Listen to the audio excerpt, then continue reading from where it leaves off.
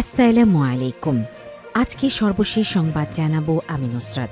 প্রথমেই জানিয়ে দেব সংবাদ শিরোনাম।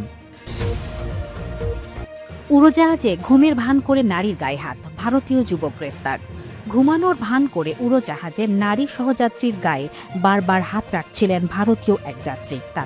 তারপর যৌন হয়রানির অভিযোগে যেতে হলো আদালতে। যুক্তরাষ্ট্রের এক অভ্যন্তরীণ ফ্লাইটে এই ঘটনা ঘটেছে।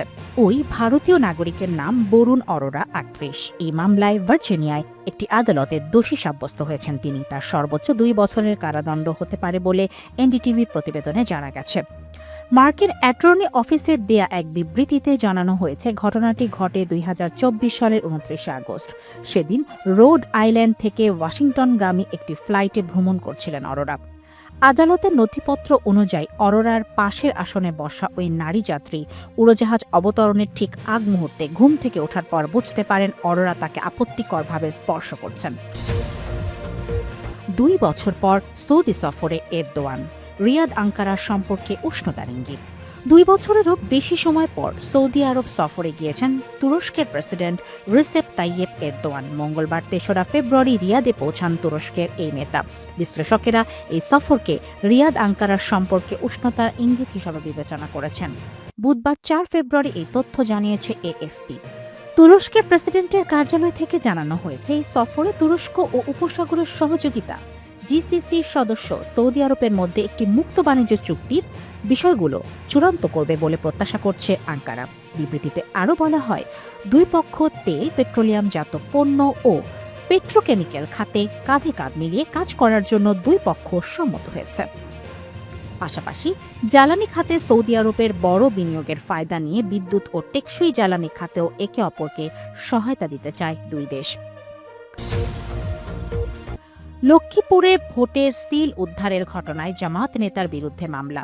লক্ষ্মীপুরে অবৈধভাবে তৈরি করা ভোটের সিল জব্দের ঘটনায় স্থানীয় জামাত নেতা সৌরভ হোসেন শরীফ ও ব্যবসায়ী সোহেল রানার বিরুদ্ধে মামলা দায়ের করেছে পুলিশ। এই মামলায় বুধবার ৪ ফেব্রুয়ারি বিকেলে আটক সোহেলকে পুলিশ গ্রেফতার দেখিয়ে আদালতে সোপর্দ করা হয়েছে। তবে আত্মগোপনে রয়েছেন জামাত নেতা শরীফ। ঘটনার পর তাকে দল থেকে বহিষ্কার করা হয়েছে বলে জানিয়েছে জেলা জামায়াতের আমির। পুলিশ জানায়, গোপন সংবাদের ভিত্তিতে মঙ্গলবার বিকেলে সোহেলের দোকান থেকে ১৬ ঘর বিশিষ্ট ৬টি ভোটের সিল, একটি কম্পিউটার, একটি মোবাইল জব্দ করে পুলিশ। পরে পুলিশ তাকে আটক করে থানায় নিয়ে যায়। তার তথ্যের ভিত্তিতে হোয়াটসঅ্যাপে কথোপকথন, ভয়েস মেসেজের প্রমাণের ভিত্তিতে জামায়াত নেতা শরীফকেও মামলার আসামি করা হয়। এদের মধ্যে গ্রেফতার সোহেল সদর উপজেলার টুমচর ইউনিয়নের ১ নম্বর ওয়ার্ডের টুমচর গ্রামের খোরশেদ আলমের ছেলে ও জেলা শহরের পুরাতন আদালত সড়কের মারিয়াম প্রিন্সের স্বত্বাধিকারী, এবং মামলার অপর আসামি শরীফ লক্ষ্মীপুর পৌরসভার ৪ নম্বর ওয়ার্ডের জামায়াতের সেক্রেটারি ও দক্ষিণ বাঞ্ছানগর এলাকার মোহাম্মদ শাহজাহানের ছেলে। ২৬টি বিষয়কে প্রাধান্য দিয়ে জামায়াতের ৪১ দফা নির্বাচনী ইস্তেহার ঘোষণা। আসন্ন ত্রয়োদশ জাতীয় সংসদ নির্বাচনকে সামনে রেখে আনুষ্ঠানিকভাবে নির্বাচনী ইস্তেহার ঘোষণা করেছে জামায়াতে ইসলামী। দলটির ইস্তেহারের নাম দেয়া হয়েছে জনতার ইস্তেহার। রাষ্ট্র সংস্কার, সুশাসন এবং আত্মনির্ভর বাংলাদেশের রূপরেখাকে সামনে রেখে এই ইস্তেহার উপস্থাপন করা হয়েছে।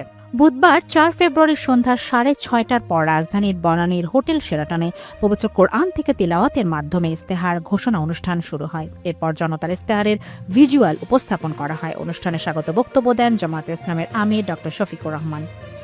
রাষ্ট্র পরিচালনায় যুবকদের প্রাধান্য, নারী নিরাপত্তা নিশ্চিত, প্রযুক্তি নির্ভর সমাজ গঠন, জুলাই সনদ বাস্তবায়ন ও ফ্যাসিবাদী ব্যবস্থার বিলোপ সহ ২৬টি বিষয়কে প্রাধান্য দিয়ে ৪১ দফা নির্বাচনী ইস্তেহার ঘোষণা করেছে বাংলাদেশ জামায়াতে ইসলামী। অ্যাপস্টেইন ফাইলে বলিউডের অনুরাগ কাশ্যপের নাম।